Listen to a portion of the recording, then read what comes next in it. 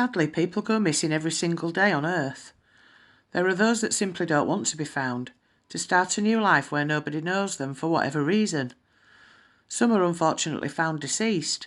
Some return with no knowledge of their previous life or where they've been for any length of time, and some never return at all. But one thing is for sure, some of these accounts are remarkable due to the mystery that surrounds them. I don't imagine for one moment that when ex-policeman David Paulides started investigating this phenomena back in the late 90s, that he could ever have envisaged the scale of the happenings beyond his original 411. So let's take a look at some of the more mysterious cases of missing people.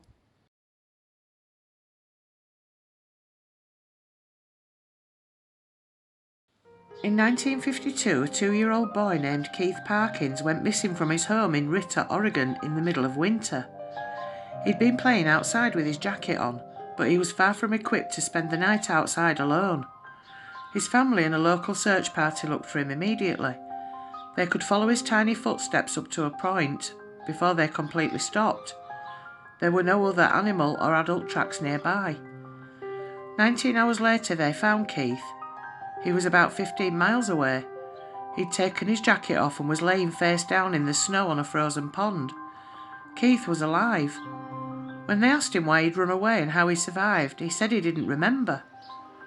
A survival expert named Les Stroud filmed a segment for the Missing 411 documentary to demonstrate just how impossible it would have been for 2-year-old Keith to walk so far on his own, especially at night. To this day, no one is exactly sure how Keith survived the night, and we may never know.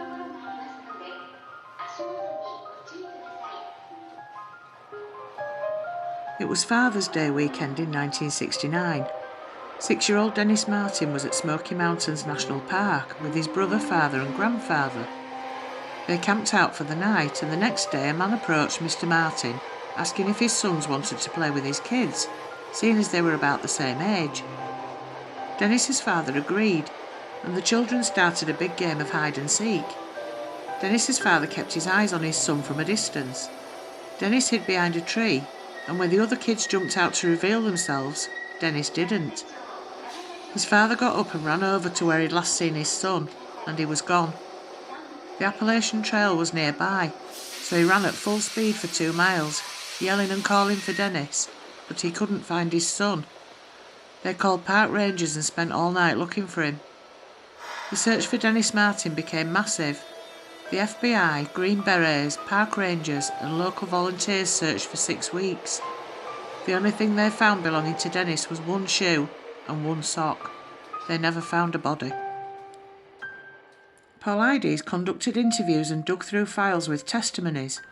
The Key family had been camping in the park that same weekend, and they had asked park rangers where they could go see bears. They were told where to go, and when they arrived, they reported hearing a scream.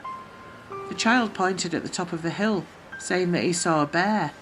The father said it looked more like a scary-looking, wild, hairy mountain man, dodging between trees while carrying something over its shoulder.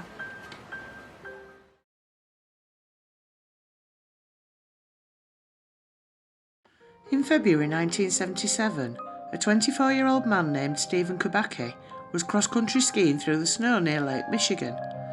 Once he reached the edge of the lake, he took off his skis to sit down and rest. When he got up to leave, his own tracks were gone, and he became lost. The last thing he remembers was walking through the snow feeling numb and exhausted. He blacked out. In the blink of an eye, it was spring.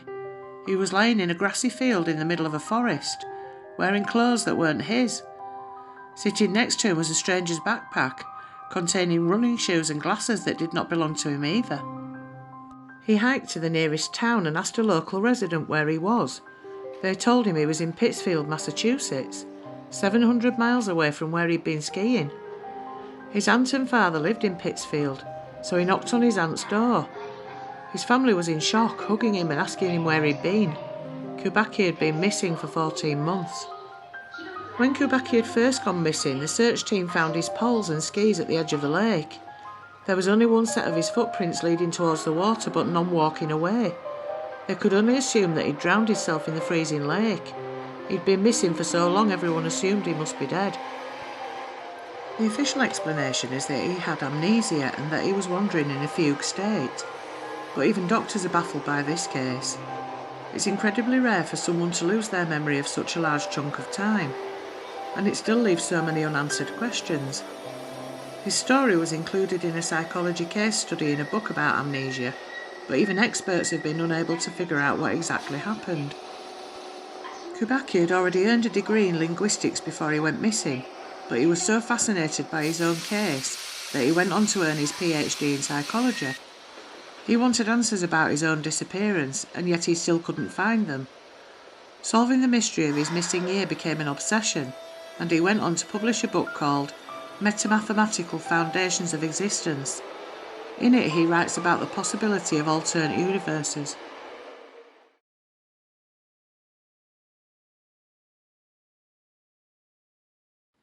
This case comes from the 18th century, when an elderly man in England just sort of evaporated into thin air in a crowded area, to leave much mystery and speculation behind.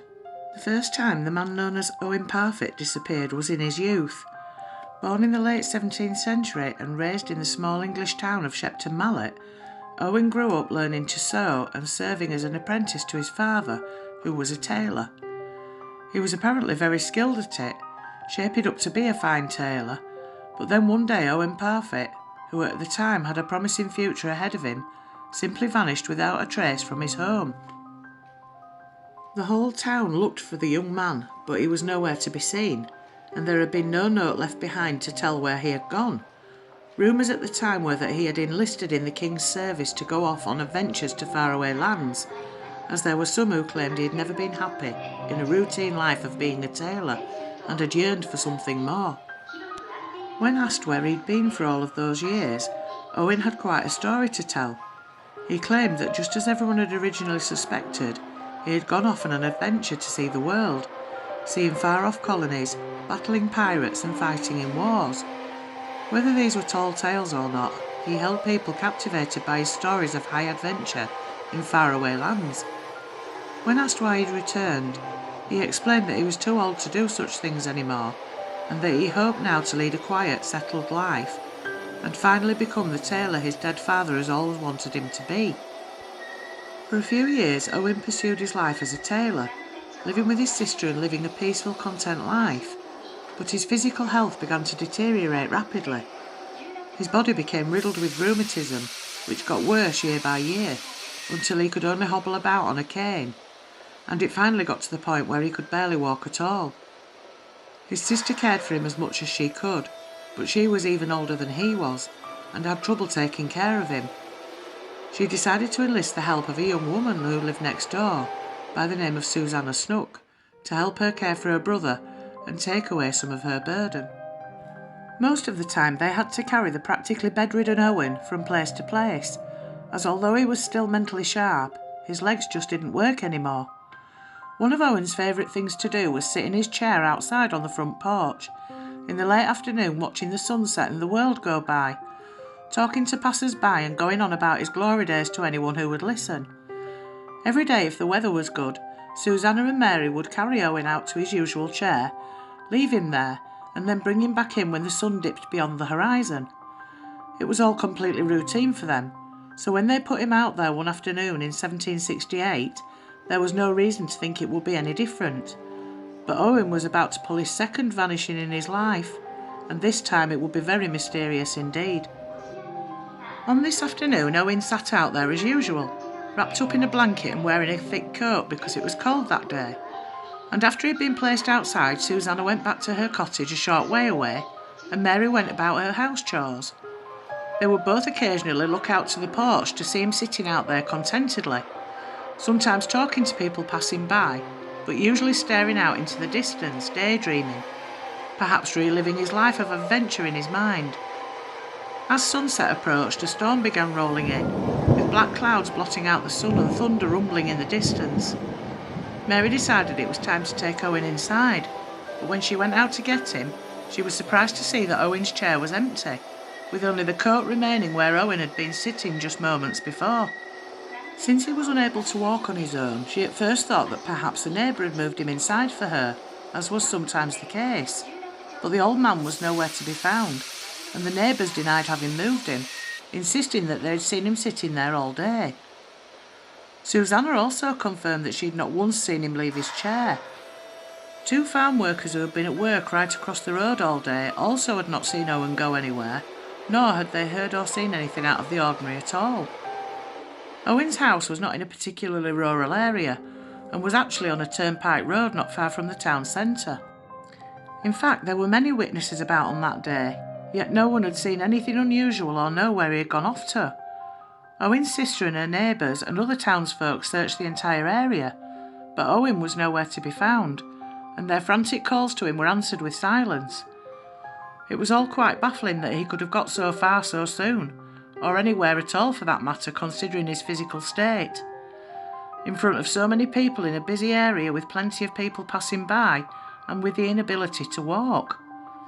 Owen Parfitt had seemed to have just evaporated into thin air, sparking whispers that he'd been taken by supernatural forces, or that the devil had come to him for payment on some sinister pact they had made, and there were also rumours that Owen had been involved in witchcraft and black magic. It wasn't long before articles and headlines like this were all over the papers, and much speculation was brewing.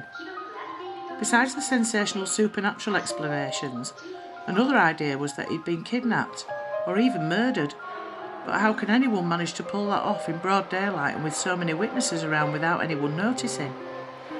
One idea was that Owen's sister Mary had been the one to do it, as she'd been in a position to grab him and then cover it all up with a fantastical story of him disappearing into thin air. But not only was there no evidence of this, she was no spring chicken herself, at the time nearly 90 years old.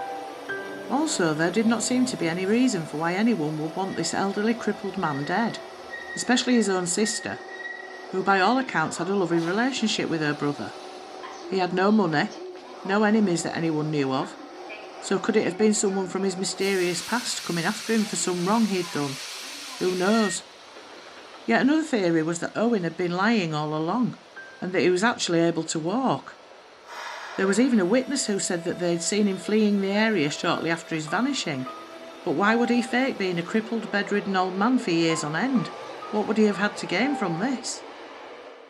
No trace of Owen Parfitt or evidence of any one theory or another was ever found.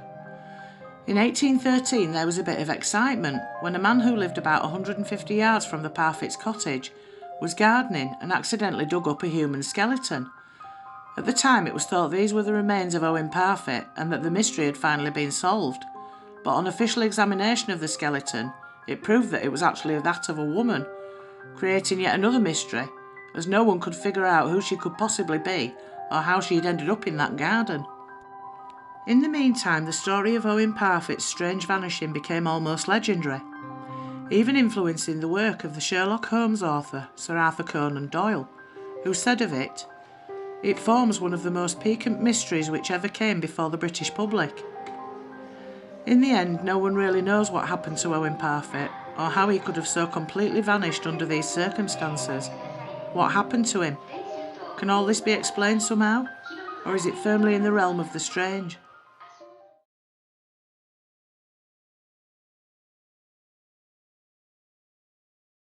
George Mallory was a schoolmaster in England and a seasoned mountain climber. He had trained on the most difficult routes up the Alps before being recruited for the first major climbing expedition up Mount Everest in 1921. That first attempt was thwarted by high winds, and a second attempt in 1922, which also failed, involved an avalanche and the death of 7 porters. Finally, in 1924, he set out on a third expedition. Mallory and another climber, Andrew Irvine, went off to attempt the summit on June the 8th and were never seen again. They left the world to wonder what had taken place on that fateful day, including whether before disappearing they had become the first climbers ever to reach the summit. Irvine's axe was found in 1933 at about 27,750 feet, which seemed to indicate that they did not make it to the top and likely fell to their deaths. 75 years later, in 1999, an expedition discovered Mallory's body at 26,760 feet. As of 2015, Irvine's remains had not been found, and the exact circumstances of their deaths are as yet undetermined.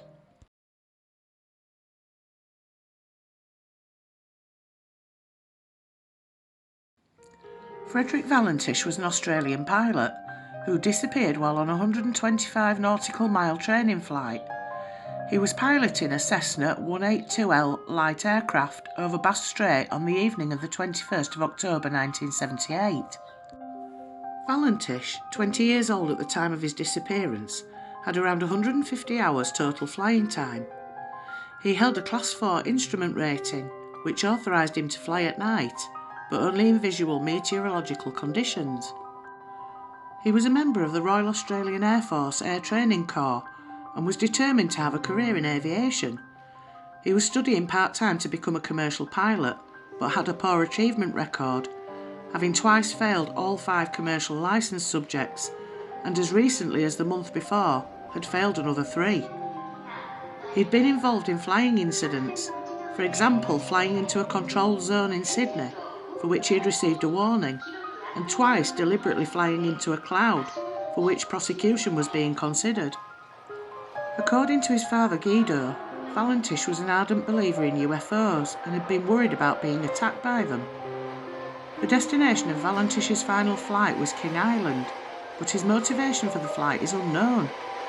He told flight officials that he was going to King Island to pick up some friends, while he told others that he was going to pick up crayfish. Later investigations found both stated reasons to be untrue. Valentish had also failed to inform King Island Airport of his intention to land there, going against standard procedure. Valentish radioed Melbourne Flight Service at 7:06 p.m. to report that an unidentified aircraft was following him at 4,500 feet. He was told there was no known traffic at that level. Valentish said he could see a large unknown aircraft, which appeared to be illuminated by 4 bright landing lights. He was unable to confirm its type, but said it had passed about 1,000 feet overhead and was moving at high speed. Valentish then reported that the aircraft was approaching him from the east, and said the other pilot might purposely be toying with him. Valentish said the aircraft was orbiting above him and that it had a shiny metal surface and a green light on it. Valentish further reported that he was experiencing engine problems. Asked to identify the aircraft, Valentish radioed, "It's not an aircraft." His transmission was then interrupted by unidentified noise described as metallic scraping sounds before all contact was lost. A sea and air search was undertaken that included ocean-going ship traffic, a Royal Australian Air Force Lockheed P-3 Orion aircraft, plus 8 civilian aircraft. The search encompassed over 1,000 square miles. Search efforts ceased on the 25th of October 1978 without result. An investigation into Valentish's disappearance by the Australian Department of Transport was unable to determine the cause, but it was presumed fatal for Valentish. 5 years after Valentish's aircraft went missing, an engine cowl flap was found washed ashore on Flinders Island. In July 1983, the Bureau of Air Safety Investigation asked the Royal Australian Navy Research Laboratory about the likelihood that the cowl flap might have travelled to its ultimate position from the region where the aircraft disappeared. The Bureau noted that the part had been identified as having come from a Cessna 182 aircraft between a certain range of serial numbers, which included Valentish's aircraft. It has been proposed that Valentish staged his own disappearance, even taking into account a trip of between 30 and 45 minutes to Cape Otway. The single-engine Cessna 182 still had enough fuel to fly 800 kilometres, despite ideal conditions. At no time was the aircraft plotted on radar, casting doubts as to whether it was ever near Cape Otway. Melbourne police received reports of a light aircraft making a mysterious landing not far from Cape Otway at the same time as Valentish's disappearance. Another proposed explanation is that Valentish became disoriented and was flying upside down. If this were the case, the lights he thought he saw would be his own aircraft's lights, reflected in the water, and he would then have crashed into the water. However, the model Cessna he was piloting could not have flown inverted for long, as it has a gravity-feed fuel system, meaning that its engine would have cut out very quickly. Yet another proposed possibility is suicide. However, interviews with doctors and colleagues who knew him virtually eliminated this possibility. Ufologists have speculated that extraterrestrials either destroyed Valentish's aircraft or abducted him, asserting that some individuals reported seeing an erratically moving green light in the sky and that he was in a steep dive at the time. Ufologists believe these accounts are significant because of the green light mentioned in Valentish's radio transmissions. The group Ground Saucer Watch, based in Phoenix, Arizona, claims that photos taken by plumber Roy Manifold on the day of Valentish's disappearance show a fast-moving object exiting the water near Cape Otway Lighthouse. According to UFO writer Jerome Clark, Ground Saucer Watch argued that they showed a bona fide unknown flying object of moderate dimensions, apparently surrounded by a cloud-like vapour exhaust residue, although the pictures were not clear enough to identify the object. The fate of Frederick Valentish still remains a mystery today.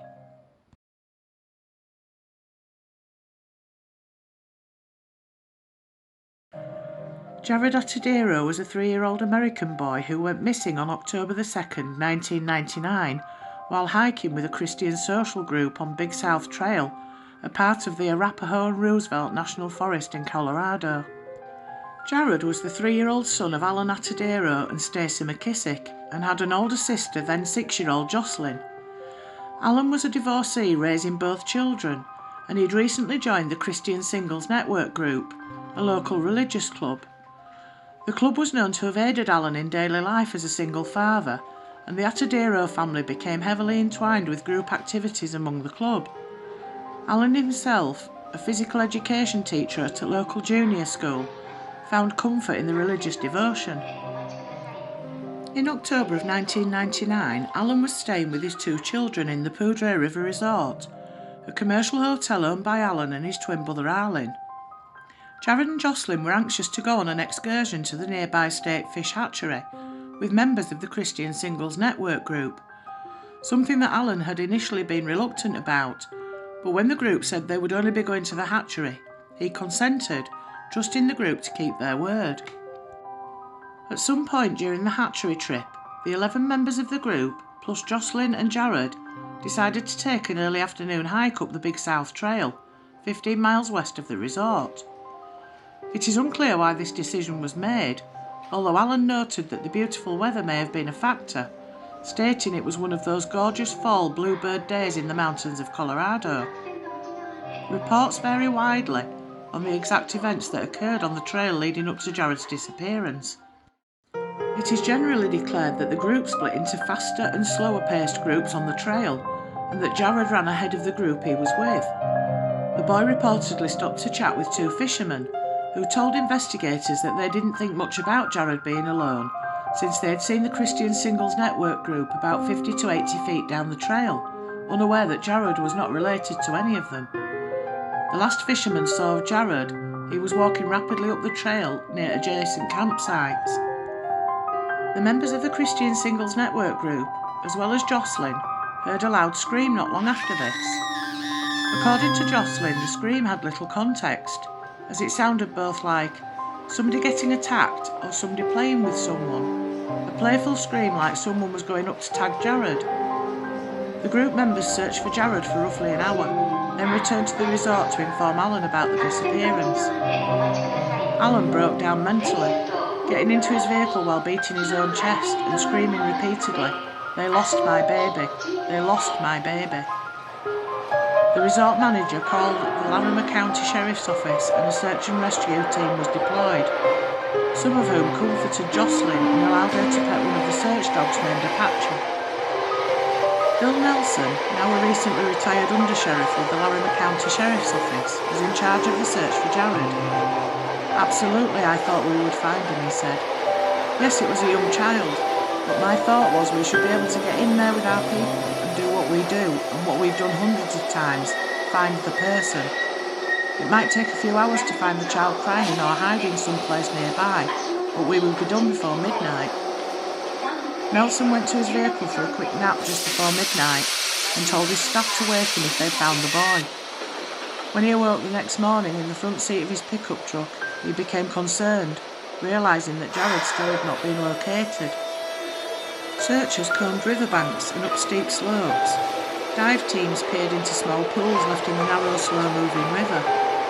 A plane made passes overhead but was unable to locate Jared. It became a tornado, a hurricane, the biggest storm in all of our lives, Alan Atadero stated. I was critical of them at the time because when you're in a survival situation, you want everything that can be done to be done, and at times I thought there was so much more they could have done. With no sign of the boy appearing, the search gradually ended and the case went cold. In 2003, two businessmen were hiking in the Poudre Canyon area near the Big South Trail and came across partial human remains, including a brown polar fleece sweater, a pair of blue trousers, and the Disney Tarzan sneakers that Jared had been wearing when he disappeared. Authorities were notified and further searching revealed a human molar and a large piece of fractured human skull. DNA testing at the time revealed that the remains were 86% likely to be Jared's. More modern DNA testing revealed that the remains were 100% Jared's. Rather than bury or cremate the remains, Alan decided to keep them, creating a shrine to Jared out of his old bedroom, kept exactly as it was before he disappeared, with the skull piece kept atop Jared's favourite toys and belongings. According to Alan, I am at peace and I know I'm going to see Jared again one of these days. I'm going to look at him and say, Jared, what happened? He's going to look at me and say, Dad, does it really matter? Although the general consensus of the case is that Jared Atadero was killed and eaten by a large animal, presumably a mountain lion, the contention around this theory is strong. According to Alan, experts on big cats in Colorado had told him that a mountain lion would have attacked the boy's stomach first, aiming for the internal organs, yet Jared's sweater showed no signs of such an attack. Moreover, the boy's trousers were turned inside out, something that a mountain lion would not have done, and the Tarzan sneakers only showed minimal wear, with no sign whatsoever of being dragged, indicating that a mountain lion could not have dragged the boy's body all the way up the trail that far into the mountains without destroying the sneakers. That being said, mountain lion tracks had been discovered next to Jared's tracks in the initial search. According to Alan, the team found some cougar prints coming down towards his tracks, and where the cougar prints and the little person prints come together, the child's prints disappear. At the time that Alan stated this, another initial theory had existed, that Jared might have slipped and fallen, either getting caught in the rocky terrain and dying from exposure, or dying from the fall. This theory has been largely ruled out, although not completely considered implausible by authorities. One other existing theory is that Jared was abducted and murdered by someone who had captured him, then disposed of the boy's clothing. This was backed up by the note that a human being could have turned the trousers inside out. The only damage to the trousers had come from rodents and birds, yanking away large pieces of the fabric to weave into their nearby nests. Although family and friends were questioned, there was no indication otherwise that anybody, at least anybody immediately known to the Atadero family, had taken Jared. Jared's death prompted Governor Bill Ritter of Colorado to declare September the 8th as Recreational Safety Awareness Week in honour of Jared Atadero.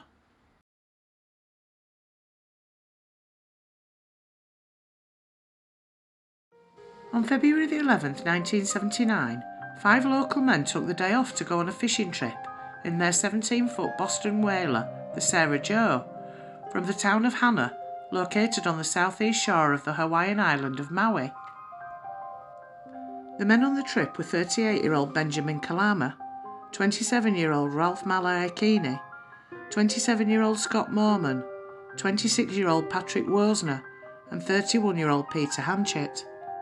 They had been friends for several years, and between them they had over 50 years of seagoing experience. Ralph earned his living as a professional fisherman. They left harbour at around 10 a.m. The water was calm and it was a nice clear day. At 1 p.m. a freak wind swept in from the mountains. It was the first warning that a storm was about to strike.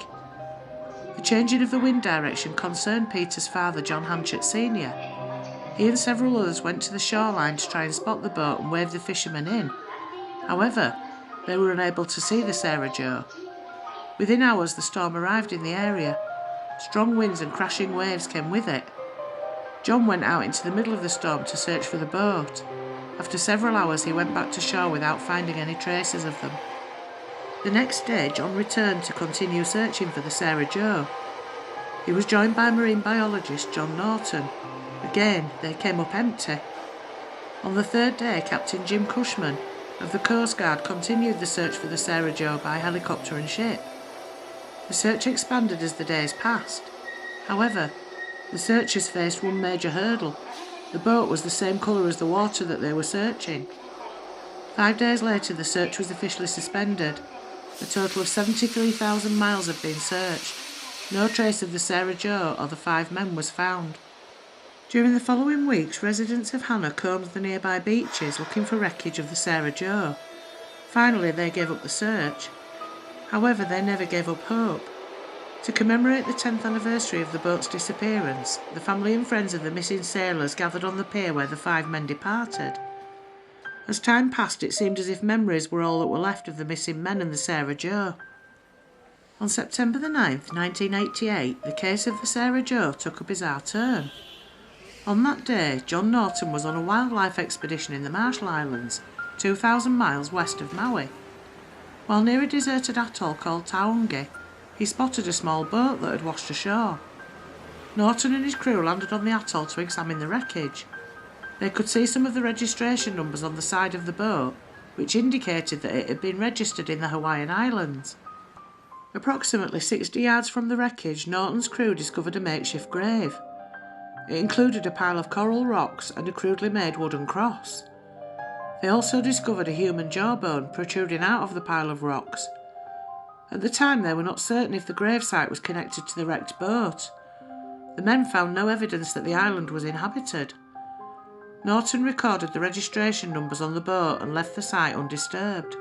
The Coast Guard ran a check of the numbers and determined that the boat was the Sarah Joe. After the wreckage was identified, the nearby gravesite was excavated. A partial human skeleton was uncovered. Dental records determined that the remains belonged to one of the 5 missing men, Scott Mormon.